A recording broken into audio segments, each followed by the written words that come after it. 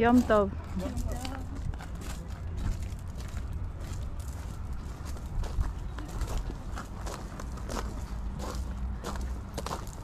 Good morning po.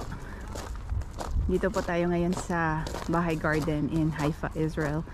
And last time yung pagpunta ko po dito, dun lang ako sa taas kasi hindi ako nakapag-register. You should register a day before sa kanilang website to get a reservation para makapasok po dito.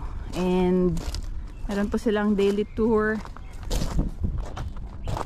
Mondays, Tuesday, sarado po sila. And the rest of the days, bukas po. And that's the shrine of Bob.